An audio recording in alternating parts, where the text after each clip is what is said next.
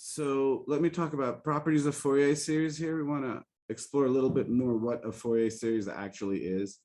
I think it's important to keep in mind that when we find the Fourier series of a function, we get back not exactly the thing we started with. So we really have to ask what exactly, because in the equation, I'll show you again, the Fourier series has properties that the original function may not, such as periodicity, the domain is all the reals, differentiability, continuity, that type of thing. So we have to kind of figure out, okay, what exactly is going on with the Fourier series? So first, let's talk about periodicity, the official definition. So a function g is periodic if there exists a finite number p such that g of c equals g of z plus p. Basically, the y value at z repeats itself after a distance of p units has been traveled in the domain on the z-axis, in the input axis. So this is a function that repeats itself. And if it is periodic, then it has many periods, right? If it repeats itself after a distance of p units, then again, after another distance of p units has been traversed, it'll repeat itself. So if it's p periodic, it'll be 2p periodic, 3p periodic. So we use the shortest period. That's typically called the fundamental period. And so that's known as the period of the function. So here, periodic functions have this kind of linear property, this form of vector space. If two functions have period p, then so does any linear combination will also have period p. So here, the function h of z, that's defined to be this linear combination of the functions g1 and g2, which have period p, which will itself repeat itself. If you plug in z plus p right here, if we plug in z plus p, these components here will repeat themselves after p units. So the entire function will repeat itself after p units. Ergo, h of z is periodic. Yeah, and then of course, remember, constant function is trivially periodic, right? It's the most periodic function there ever was, because it's all it is constantly repeating itself. And note the use of the phrase constantly, right? So for Fourier series specifically, so what does this have to do with our Fourier basis, which is what we're really interested about? So remember that for our trig functions, just to remind you of some trigonometry from back in the day, the period of cosine nz or sine nz is 2 pi over n. So what does that mean? After a distance of 2 pi over n has been traveled on the input axis, the function will repeat itself. And so here, if we look at the actual Fourier basis, each pair, so one is obviously periodic, it's a constant. So now each pair of these, we pair them up by their wave numbers. So cosine and sine, cosine 2z and sine 2z, cosine 3z, sine, we pair them up by their wave numbers. Here that you can see the period of cosine, sine, and sine is 2 pi. The cosine period of cosine 2z and sine 2z would be 2 pi divided by 2, right? So I'm using this formula here. The cosine of 3z would be 2 pi over 3, et cetera, et cetera. So now I want to know what's the common period that they all share. So I want to know what's the lowest common multiple. Because, if a function has period pi, then it's also 2 pi period. If a function is period 2 pi over 3, then it's also 4 pi over 3 period and 6 pi over 3 period. So it turns out, the lowest common multiple, the smallest number that's a multiple of all the other numbers is 2 pi. So we can for sure conclude that every function, including the constant, in the Fourier basis is a 2 pi periodic function. Combine that with the fact that linear combinations of periodic functions are again periodic, we get here that the partial sums of the Fourier series are 2 pi periodic. And so we conclude the Fourier series is at least 2 pi periodic. It might have even a smaller periodicity depending on how many terms are actually surviving in the expansion of the Fourier series when we represent a function by that Fourier series. Different functions have different Fourier series representations. So I mentioned this last time, but here it is on a slide that, so again, let's just assume that here the function converges to its Fourier series, is equal to its Fourier series. So on the right-hand side here, we have the Fourier series of the function.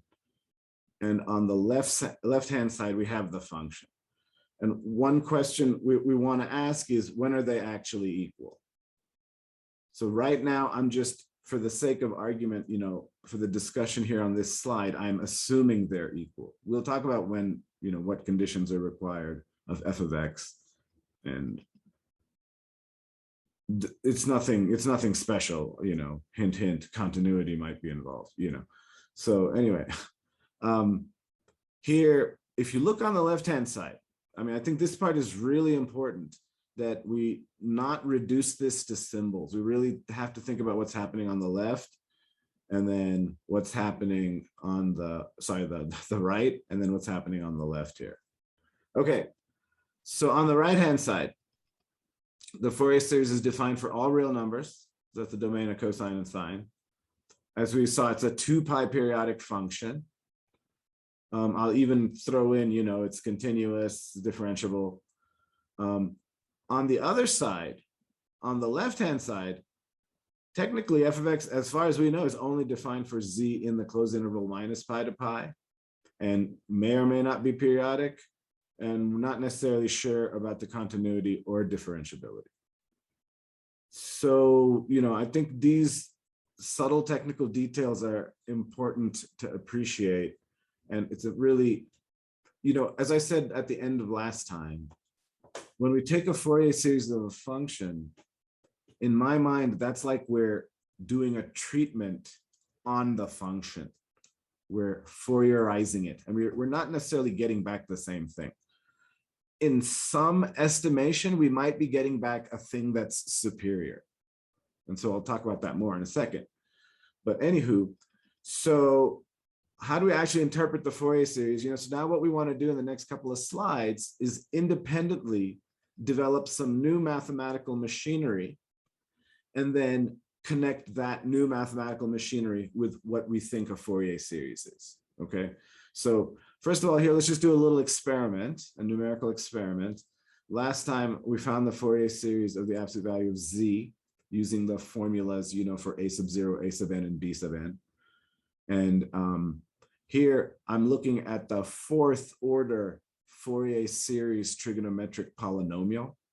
I chopped it off, after 4 terms, and I've graphed it for 3 periods. So,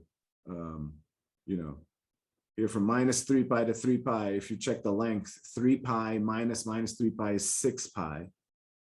And we said the Fourier series is 2 pi periodic. So 6 pi divided by 2 pi is 3. So I've graphed it for 3 periods.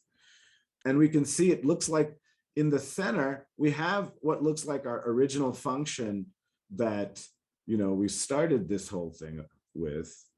There's the original function. But then there's more bonus stuff that Fourier series is giving us.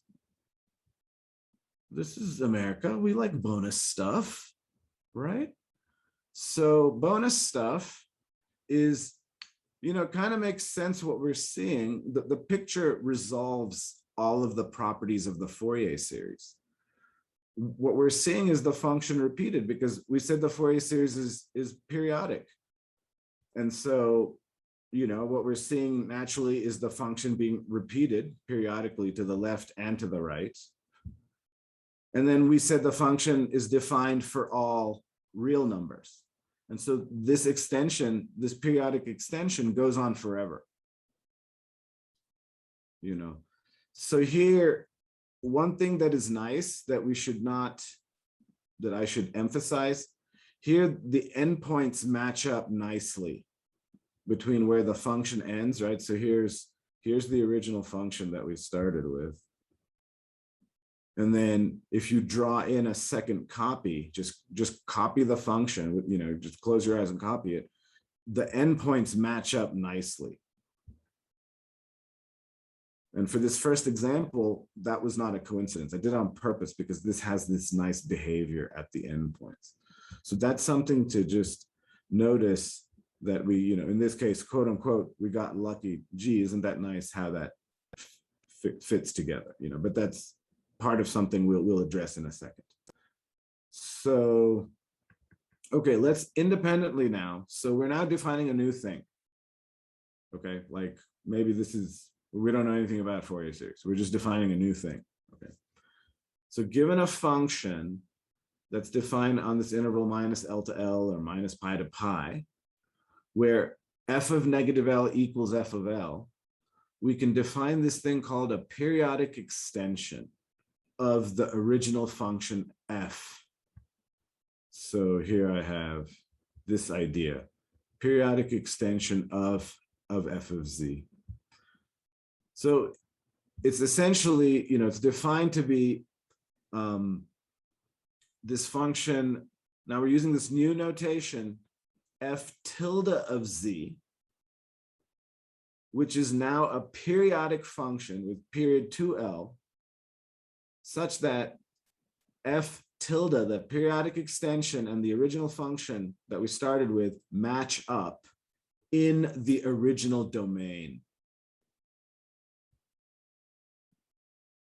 So, you know, the picture kind of automatically speaks to our brain, but that's what the picture has in it, that we've taken the original function, we've extended it to the left and right in a very natural way, right? Just where the one function ends, just copy the function over again to the left and to the right. And in this case, we get lucky. There's no issue at the endpoints because f of negative L equals f of L. And so that matches up. And you know, with regards to that Fourier series, it does seem like the Fourier series of the absolute value seems to converge to this periodic extension of the absolute value. You know, so if you want to now start to, in a technical way, answer the question. Anna, please, question. My question is, like, is there a way to extend the length of the interval? Or is it always negative pi to pi? So you can extend the length of the interval using just basically a U substitution. You know, we can think of this geometrically from a geometric point of view. If I have my original interval minus pi to pi, so in terms of, you know, extending the theory. So if this is minus pi to pi, and if I want to extend it to some number minus L to L, then it's just using this linear transformation that'll take you from, you know, so here this will go minus L to L. And so this would be our use substitution that we would use. And if we can represent it on minus pi to pi, then using this change of variables, which I'll talk about very shortly, and it should be going through the origin. Using this, basically it's a U substitution, we can go from minus pi to pi to minus L to L. And then we can also actually translate that to be centered at any interval.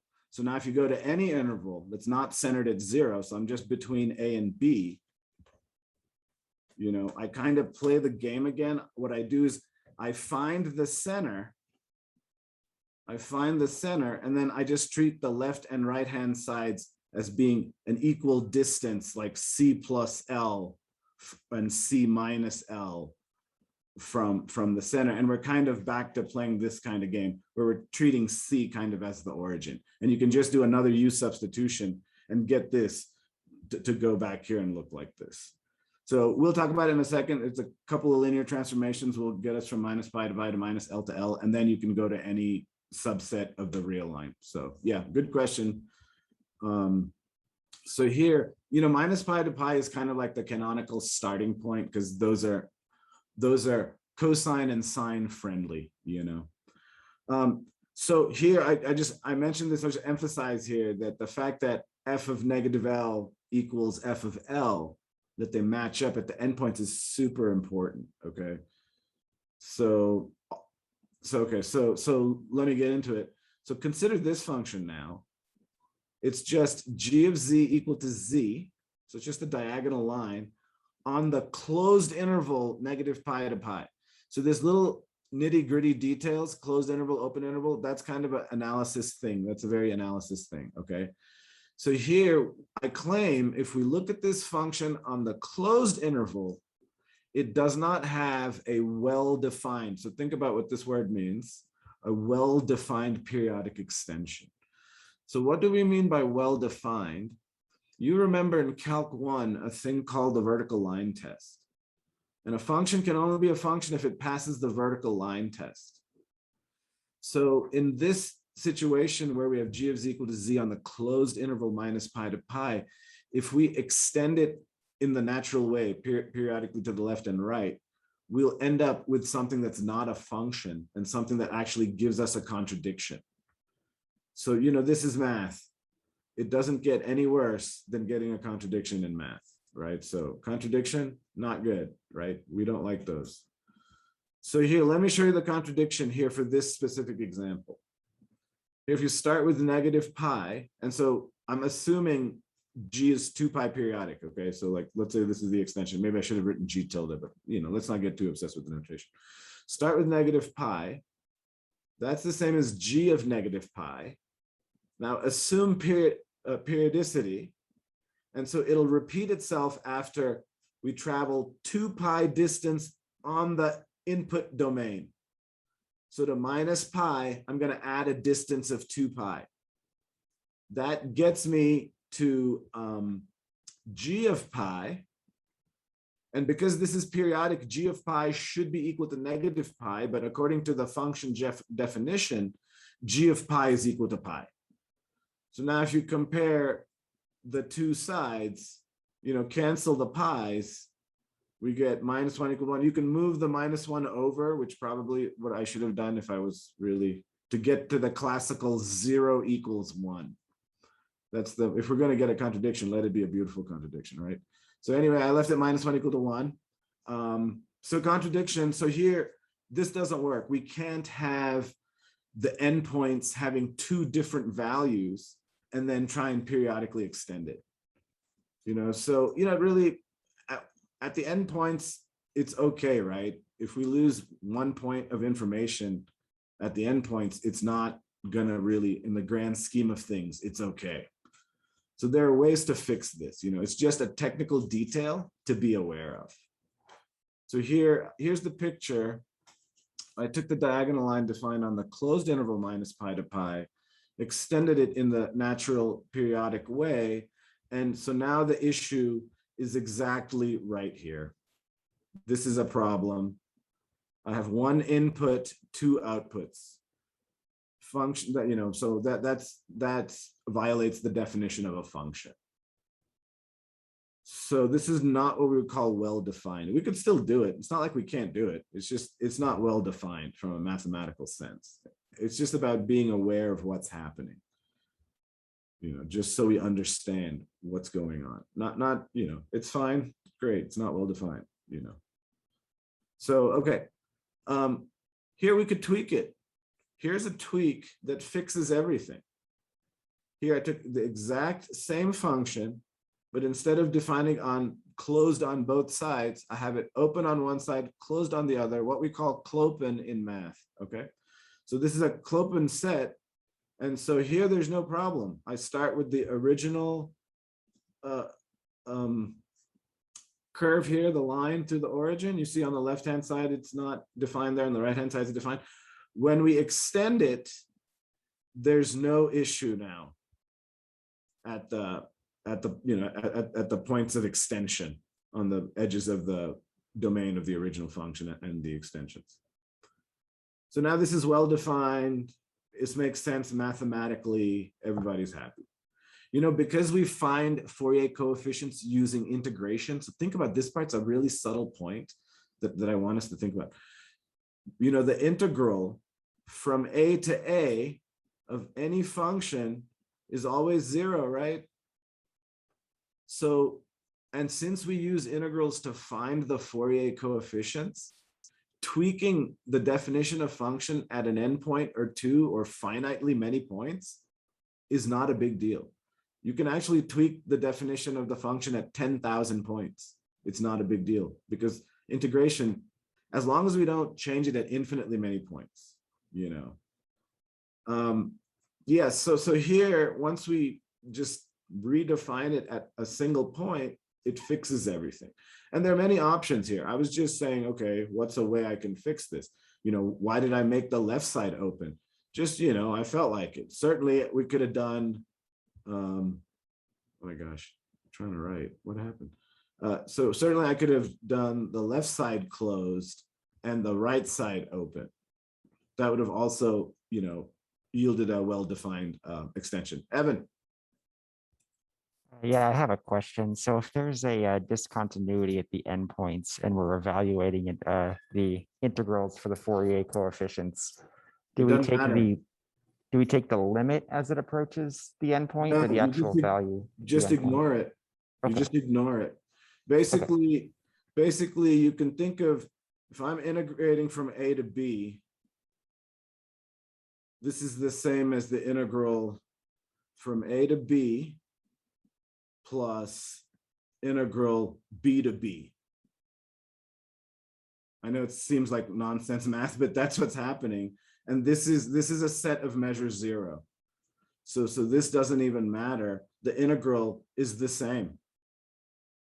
So at a single endpoint, you know, you can just define it if you want to mess with the person. At the single endpoint, define it to be 10,000 or whatever your favorite big number is. It just doesn't matter to the Fourier series. You know, so we say a set of finite points here is a set of measures 0 in the integral. You know, so yeah, it wouldn't matter if at the endpoint it's defined to be a totally different number. It wouldn't affect the integral at the end of the day. I don't know what's the next slide. What more? Oh, okay, yeah. So I'll come back to this periodic extension stuff. So one thing I want to warn you is it's not true that a Fourier series is just the periodic extension. A Fourier series is a little more than just the periodic extension. The periodic extension explains the periodicity part. There's also the fact that the Fourier series is, you know, continuous. Okay, so the periodic extension explains the fact that the Fourier series is defined for all real numbers, and it explains the fact that we have a, you know, that it's periodic, but we still have to resolve the continuity part of it. The Fourier series, among other things, is notably also continuous.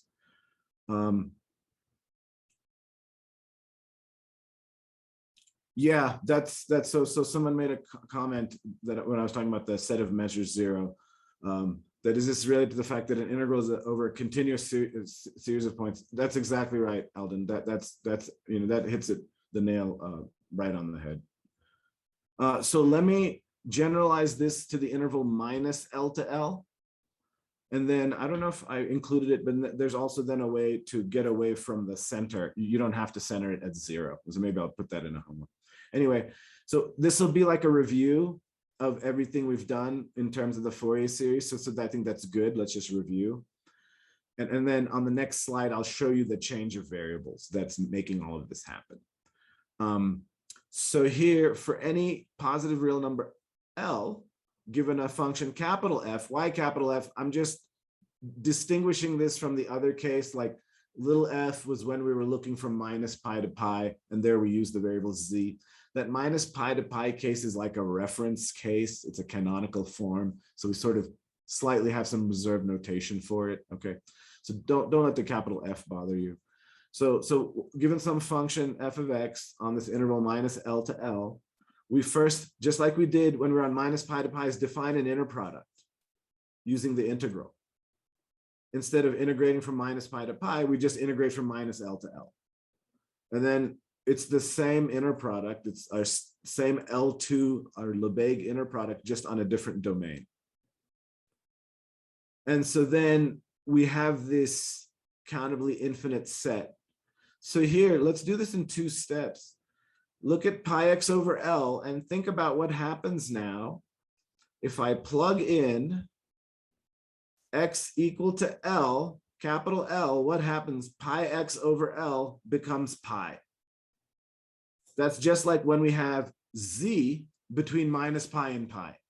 So this pi x over L is just a variable change that's converting the domain from minus L to L to minus pi to pi. It's just a linear transformation. Think about what happens when x is negative L. Plug in a negative L, the L's cancel top and bottom, I get cosine of negative pi. That's just like when z equals negative pi. So here, it's really just a U substitution type of thing that we're doing, and I'll show you on the next slide the details of that. But we're just doing a simple linear transformation to just generalize from minus pi to minus L to L. And the integrals are essentially all the same. I'll show you on the next slide. They only differ by a constant. By doing a U substitution, I can make cosine pi x over L look like a constant times cosine of z, you know, in an integral. So I'll show you on the next slide. So yeah, so we can show that these are orthogonal functions with respect to the given inner product. And so now, if we assume that f of x can be represented as a Fourier series, so if I write f of x equals the Fourier series, if we just assume that it even can be done, then according to the math and the projection formula that we talked about last time, you know, the coefficients, the Fourier coefficients, the only things we need to calculate to find a Fourier series will have these formulas. And the ultimate step now is to just think about what happens to all these formulas when you let capital L equal pi. When you let capital L equal pi, everything comes back to our original Fourier series that we started out with from minus pi to pi. So that's really important that you kind of realize we're playing a bit of a just notation game. We're using just a linear transformation, like an easy U substitution. It's a U substitution, like when I say linear, it's of the form ax plus b, it's a line. And, you know, just transforming it. So I'll show you on the next slide. So now if I want to find, if you give me a function f of x, right? So now what you might see on the homework for homework number 2, you give me a function f of x defined on an interval that's not negative pi to pi. Maybe minus 2 to 2, minus 1 to 1. It's minus 1 to 1 on the homework. Minus L to L. Then the Fourier series we're looking for is this thing, where the only thing we need to calculate are the coefficients, which we do using these projection formulas. And then, of course, the irritating part is simplifying everything and writing it in a nice compact form. That, you know, the Fourier series part is just finding the coefficients. Then we mess around and say, you know, simplifying and canceling and blah, blah, blah. So here, let me do an example that I want to show you, you know, what's up with this pi x over L business. Okay, so it's a kind of a fake example. Find the relationship between the L2 inner product on minus L to L. So here, these L's are different L's, right? So don't, it's an unfortunate mathematical shenaniganry, okay? These are all different L's. Maybe I should use a different font. So this is defining a class of functions and a type of inner product. And the L here stands for Lebesgue. Here, this is just a domain. I should have maybe used a different letter, but it's just kind of what we do traditionally in the literature. And, you know, who am I to go against things? Anyway, I think it's good for the brain to challenge our minds, you know, to be like, okay, this L is different from that L. It's part of the game. Okay, here we go. So look what happens with this pi x over L business. So let's let z equal pi x over L, like a U substitution in Calc 1, say let U equal pi x over L. So instead of U, I'm gonna just use the letter Z, you know. So what happens to the domain? starting with x between minus L and over L, divide by L. So now I'm between -1 and 1, multiplied through by pi. And so this u sub, and if you solve for x, that'll give you the substitution going the other way. So think about your Calc 3 knowledge. This is basically a transformation that'll take you from z to x, that'll take you from the domain minus L to L to the domain minus pi to pi and back. Starting from here, you can find a substitution by solving for x that'll get you take you back to the other variable. So here, if I solve for x, I move the capital L to the other side, divide by pi, I get x equals LZ over pi. I'm just doing like a u sub thing here. Then dx equals L over pi dz, right? L and pi are constants. And so, for example, I can compare an integral in x and an integral in z. An integral here in x from minus L to L cosine n pi x over L sine n pi x over L would look like an integral from L over pi. So here, this part here, the pi x over L gets replaced with z.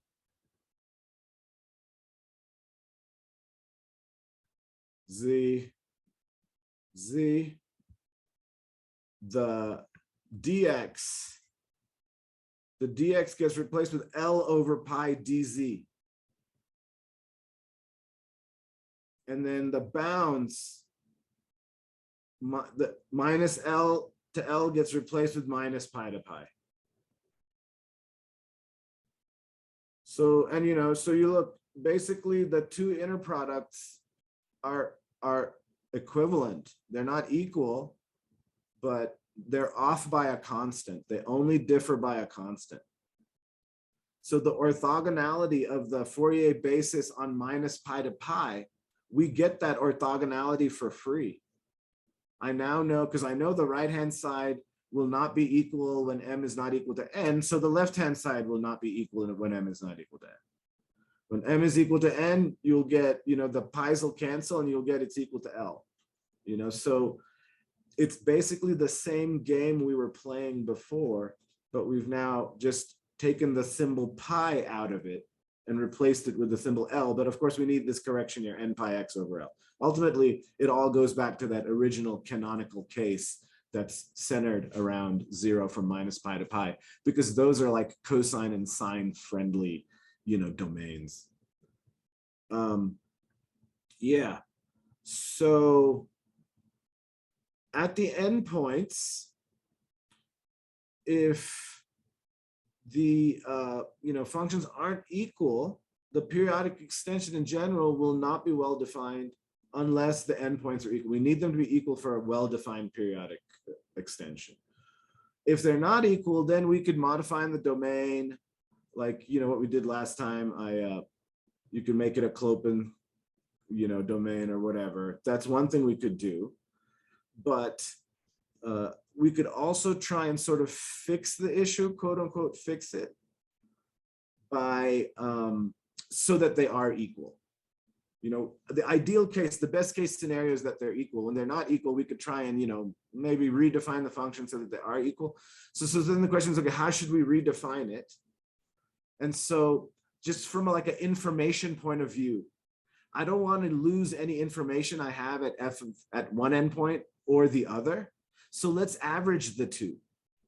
So if the function is defined at the endpoints and they're not equal, let's average the two and redefine at the endpoint the function to be the average value of the original endpoint values. So here I have capital F sub nu, the new endpoint value at negative L, which will also be the new endpoint value at L, because that's what we want ultimately, is to average the two. Now look, notice, suppose f of negative L does equal f of L. What do we get back? We get, it works. We get back, f of L plus f of L is 2, the 2's cancel, you get back f of L, which also equals f of negative L. So this definition also fits the case where the endpoints are equal. So we could use this as a fix for when the endpoints are not equal, and we could just, it could also be the rule for where the endpoints are equal because there's no contradiction now. So this also actually fits in with the Fourier series because there's, the periodic extension addresses the domain issue, that the domain of the Fourier series is all reals, and it addresses the periodicity issue. It doesn't necessarily address the continuity issue. Okay, so this averaging actually will also arise naturally from the Fourier series because the Fourier series has to be continuous. Okay, and because of the periodicity. I think that's probably on a next set of slides, and I'll show you. So the Fourier series has this nice smoothing property that people like about it. What's the idea here? Suppose if I have data that has finitely many discontinuities, the Fourier series will fix those discontinuities because the Fourier series is continuous. And in that sense, the Fourier series version of my data might be nicer because it'll be smoother, because it'll be continuous, So anyway, we'll get, I'm a little bit ahead of myself, so I'll get to that in a second. So here's the function x, again, that's defined on the closed interval. But this time I'm going to fix it with my averaging procedure. I'm going to call this a type of smoothing. And here, when you average the two just based on the values, it's not anything special, just based on the values in this particular example, they average out to 0. And so now here, let's look at the periodic extension of the new redefined f of x, defined on minus L to L. And so that's the function originally. Now I've redefined at the endpoints to be 0. So that's what you should notice, is this is different. And so now when we do the extension, no problem. There's not this issue of violating the vertical line test. So, this seems to be at least a nice protocol for fixing these discontinuities, in the periodic extent. Well, it doesn't fix the discontinuity, but addressing these, the violation of the definition of being a function at these endpoints, and not coincidentally or uncoincidentally, it'll also turn out that the Fourier series is also naturally doing this because of it wants to be continuous. So it'll do something like this, and I'll show you that probably next time. Yeah. Okay. So let me switch over to this next set of slides. Okay. So you remember I mentioned that the beginning of the class starts very analytic. So this is the beginning of it. You know how when you go on a roller coaster, it's like there's that point where you get right before you get to the top, before it goes flying all the way down. This is the opposite. This is the total opposite. You're at the very bottom of the roller coaster and you're about to go on a very slow journey up. Okay, so yeah, buckle in, question mark. So we're gonna start to explore why we need like certain restrictions on the functions. And then after that, we're gonna prove some very, very, very technical theorems that show the convergence. And then we'll never look back from that. Then we'll start solving PDEs. Okay, so it's about to start like this very dry portion. And please keep in mind that like on the exam, we're not gonna ask you just to solve, to prove theorem after theorem. The exam is more solve the PDE, solve the, so don't worry about it. But yeah, just be warned, it's gonna be a little bit dry. Okay, here we go. So we ultimately want to talk about, what conditions are required on a function f of z defined in this interval minus pi to pi, or f of x defined on minus L to L, so that it will equal its Fourier series, so that its Fourier series will converge to the function in the domain, of course, of the function. The Fourier series will do a little more, we know, from the periodic extension and all that stuff, but that's fine. So, all right. So yeah, so in terms of the notation here, I think maybe it's good to just acknowledge here, this is what we're trying to do. We're on the left side, we have the function. On the right side, we have the Fourier series generated by that function. And they're not necessarily equal. We don't even necessarily know the Fourier series converges. So, okay. So we want this to be true.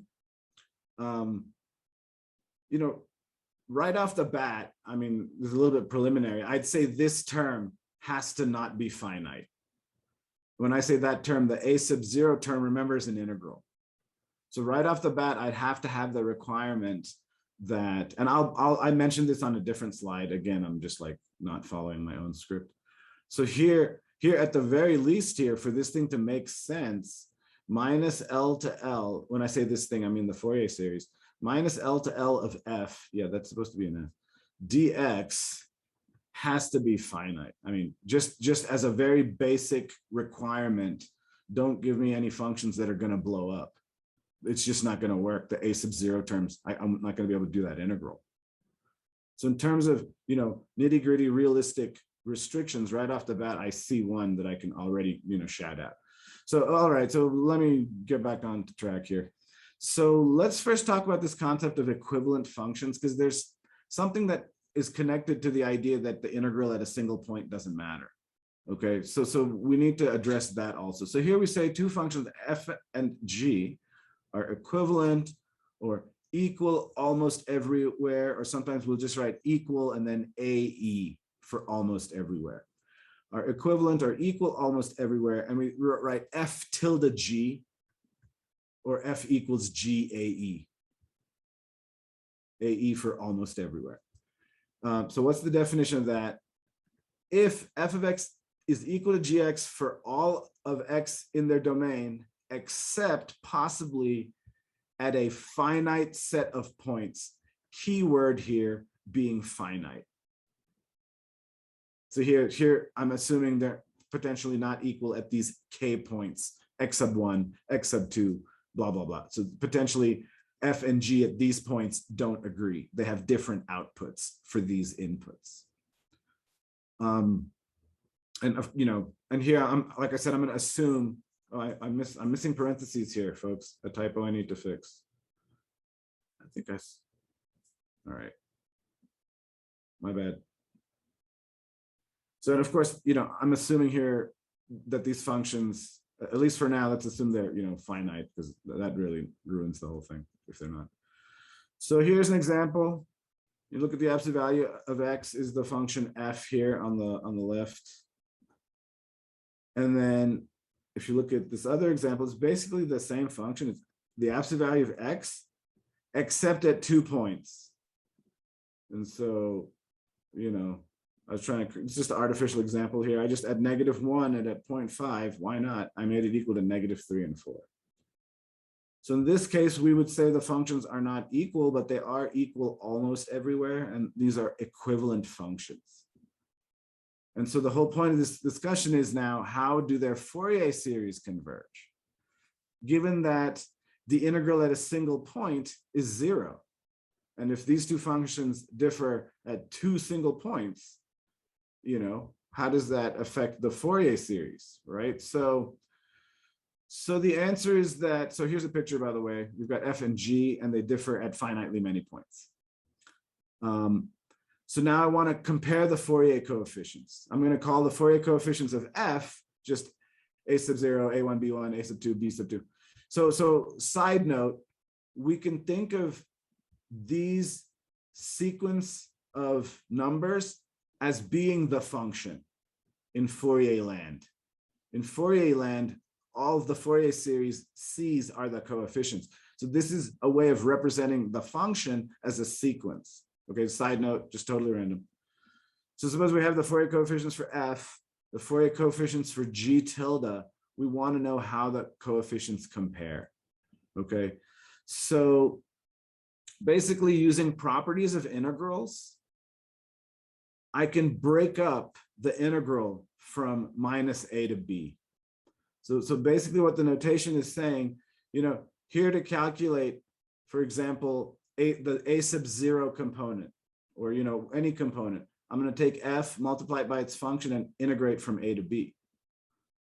On the other side, we take the same function f, multiply it by the same function, you know, basis function, start at the same endpoint a, but now I integrate from a to this first endpoint x sub 1 and then stop integrating, and start a new integral from x1 to x2, stop integrating, then do another new integral, x1 to x3.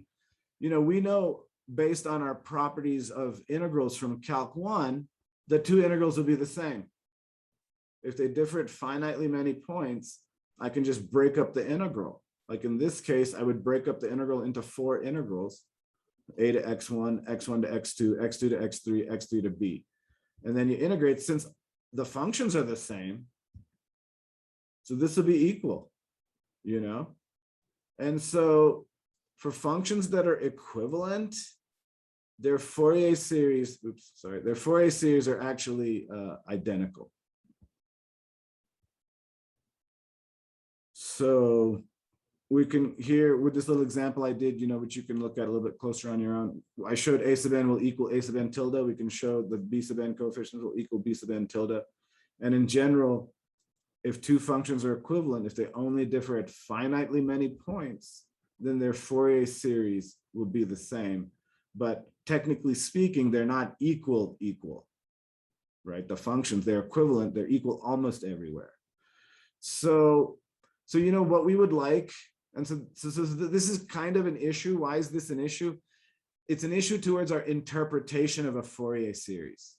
Just like the idea of a function, you give me a single input, I only want a single output.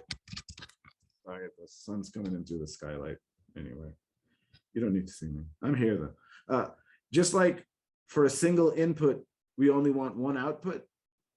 We would like to interpret the Fourier series. If I've got a Fourier series, I need to really understand what it represents.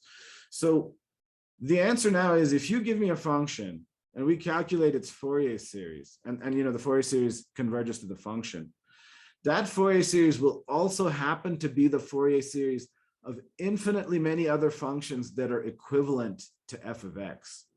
A Fourier series actually represents a whole family of functions, what we call an equivalence class. It's not just one function, but it represents any other function that's equivalent, that differs from it at only finitely many points. And so that's like a, conceptual thing to really appreciate when we're talking about what is a Fourier series. So, all right, I think my time's up. So I think this is a good place to stop conceptually. I'll pick it up on Wednesday. Thank you for your time. Everybody, please be safe. Have a great weekend. And yeah, I'll see you on Wednesday. Oh, and I'll post homework number 2 at around 5 p.m. All right, take care, everybody. Have a good one.